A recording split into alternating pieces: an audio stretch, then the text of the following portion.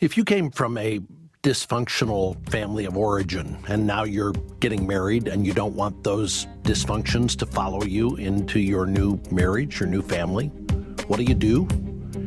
Well, Gary Thomas says what you don't do is try to go back at the beginning of your new marriage and fix what was broken in the family you grew up in. I see this half the time, where suddenly they have this great marriage, they're starting a new family. Okay, now it's time for me to go fix my childhood home. And I'm like, that is wasting your time. You can't have a healthy relationship with an unhealthy person. And you need to walk away from what's destroying you so you're building up a strong marriage. You have a chance to build a new family, a new relationship. A new marriage takes a lot of time. And so don't go back and try to parent your parents. And thank God that He's brought you to a new place where you can be involved in a healthy relationship. This is Family Life Today. Our hosts are David Ann Wilson. I'm Bob Lepine. You can find us online at FamilyLifeToday.com.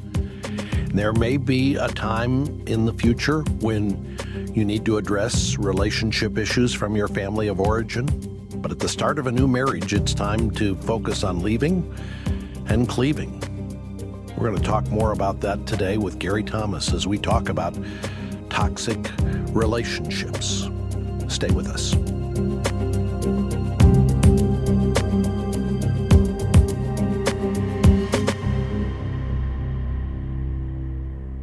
And welcome to Family Life Today. Thanks for joining us. You know, it occurs to me that the reason that we have a radio program is because relationships are hard.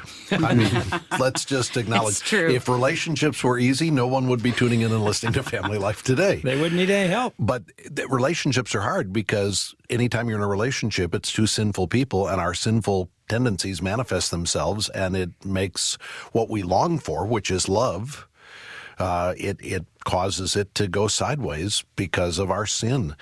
Sometimes that gets extreme, and that's what we're talking about this week as we talk about toxic relationships. And we've got Gary Thomas joining us again this week. Gary, welcome back. Thank you. Gary is an author, a speaker. He is on the pastoral staff at Second Baptist Church in Houston. He's the writer in residence there. He's the author of books that really have been widely influential in the church, the book Sacred Marriage, Sacred Parenting, Sacred Influence, and now this book, When to Walk Away. Really a book. I started this week by saying, we're going to have Gary on whatever book he writes, but this is the least Gary Thomas book you've written, don't you think?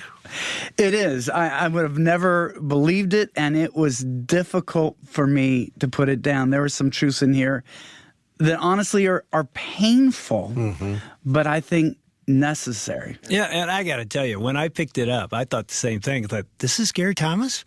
And then I started reading, and I couldn't put it down. Oh, I You know. are hitting on something so important.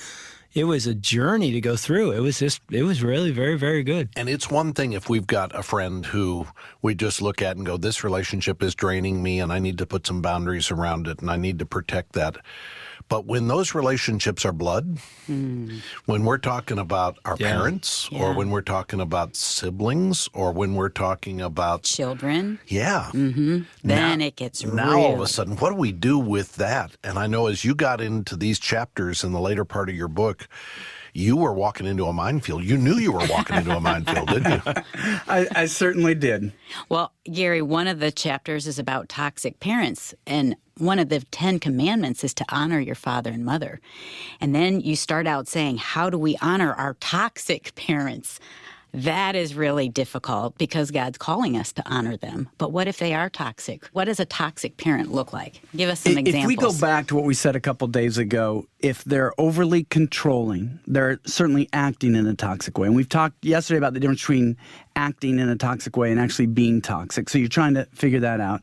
If they have a murderous spirit where they're murdering your plans, they're murdering your joy, they're murdering your sense of security, or murdering your independence, frankly, or if they love to hate, if they enjoy tearing you down, if they enjoy cutting your feet out from under you, if they enjoy destroying your relationships, that's a situation where you realize this relationship isn't healthy for me.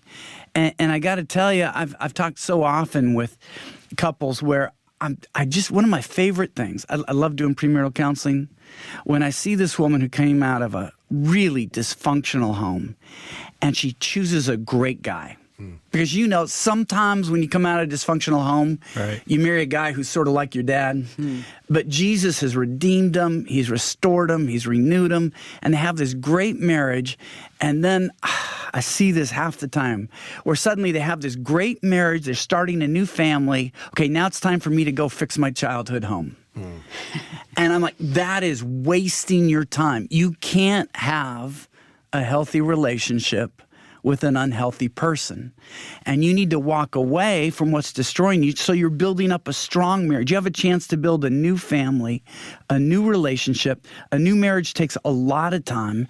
Lisa and I, the first year of our marriage was the most difficult year of marriage. It sounds like from Vertical Marriage, that was your most difficult year. And so don't go back and try to parent your parents. And thank God that he's brought you to a new place where you can be involved in a healthy relationship. But so you just cut yourself off from your dysfunctional family and your parents who may exhibit toxic behavior? Let me give two examples. There's one where a woman had an older sister who had made some really bad choices in life, was a single mom, had a baby, and the younger sister had done so much right. She'd gone to an Ivy League school. She was starting a business. She was following the Lord. It was exciting. The doors that God opened up for her, it's like she was a female Joseph. Everything she did was being blessed. People were so excited. Well, because she was now in the same city as her older sister, she would get these emergency babysitting calls. You've got to watch your niece. And because she owned the business, she was sort of able to do that, but she resented it, and it was getting in the way of starting this off because it takes a lot of energy. And thankfully, God brought her a great mentor who just said to her, look, neither your mom nor your sister know what it takes to succeed at this level. You are actually undercutting your ability to bless so many people with this new effort you have by doing these emergency babysitting calls. And so she felt guilty when she looked at it through the lens of relationship, because the older sister would say, well, you're a Christian. Aren't Christians supposed to help those in need? And her mom would say, you've got to help her. She doesn't have the advantages that you have had. Of course, the mentor could tell her, you both grew up in the same home. She made some choices. This isn't about advantages.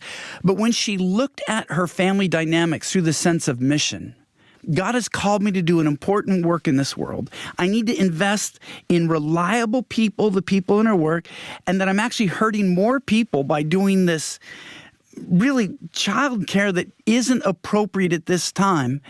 Now she had a lens to say it was selfish for her to say yes to her sister and her mom. In that situation, I believe that her mom was acting in a toxic manner, but her mom wasn't toxic. She didn't cut off the relationship there. Now, they weren't happy with her, but they never will be. Yeah. But she's maintained that relationship. Toxic, where you need to walk away, would be another couple where the husband was married to a solid Christian woman, but his mom was either passive-aggressive or not so passive-aggressive and would just punish his wife. She couldn't do anything right. She wasn't parenting right. She didn't cook right. She didn't love her husband well enough. It just drained her. And she just said to him early in December, honey, I just can't even bear the thought of spending Christmas with your mom this year. She goes, it takes me months to complain. It's been a difficult fall. It had an issue with one of their kids. She goes, I just don't know if I can do it. And this guy, he knew that his mom preached the gospel of family above all else. And not being there for Christmas would be an act of war. There would be a backlash. But he did the right thing. He realized for that holiday, they needed to walk away. His wife needed to know, honey, it's legitimate. It's not like she was being hypersensitive. He knew this was going on. It wasn't his wife being too sensitive. It was his mom being toxic toward his wife. Here's what I say to couples in this situation. Because he said, Gary, how can I do this? I'm supposed to honor my mother and father. I said, you honor your mom by acting as if she's healthy. If my son called me and said, Dad, for the sake of my marriage, we just can't spend Christmas with you, I'd be devastated. But I hope I would say, son, I'm proud of you. You're a husband first. You're putting your wife first. You're doing what you're supposed to do. You're being a good husband. Good for you. We'll miss you, but I'm proud of you. That's what I think a healthy parent would say. The fact that she didn't respond that way in any remote way, I think proves that she was acting in a toxic way. And so for that holiday, they had to walk away. I tell younger couples, I speak with the sentimentality of an empty nester. It's shocking how few Christmases you have when the kids are young. And then when they get older and they start to go away, or they're on trips, or then they're bringing in boyfriends or girlfriends or now spouses or whatnot, it's very few. To sacrifice the wonder of a holiday with kids in a healthy situation to appease a toxic parent, I think is a poor life choice. And it's not your fault. You're walking away from toxicity, not out of meanness, not out of disrespect, but out of wanting to give your kids a healthy and even happy childhood. And I can't imagine. I mean, Gary, I know NFL players I worked with for 33 seasons who could not do what you're saying right there. In terms of saying no to their family. There is no way I can call my mom and say, I'm not coming to Christmas. It isn't going to happen. I just can't do that. I'm just going to endure. And I know counselors who would say to that person, I'll just fake it. Just go there for a couple of days, fake it to make it, and move on. But you're saying you got to make a hard choice. I think we need to protect our family members from evil. When our kids were growing up, we talked a lot about Jesus, and I'm thankful for that. I wish we'd talked more about evil and how to deal with evil and evil people that might prey on. You can overdo it. You should emphasize Jesus 10 times. But to not mention evil at all is to leave people ill-equipped. Jesus said many times, watch out, be on your guard. I mean, he told his disciples, I'm the way, the truth, and the life. These are liars, murderers, and thieves. And so we need to, I think, model and speak the reality of evil in a fallen world. We speak at the Weekend to Remember Marriage Getaways about God's plan for marriage. What's step one in God's plan for marriage? For this cause, Leave. You will leave father and mother, cleave. and you will form a new priority relationship. And so when another person is not letting you leave and cleave, they're attacking your marriage relationship. They're doing harm to what God has said this needs to be the new priority relationship.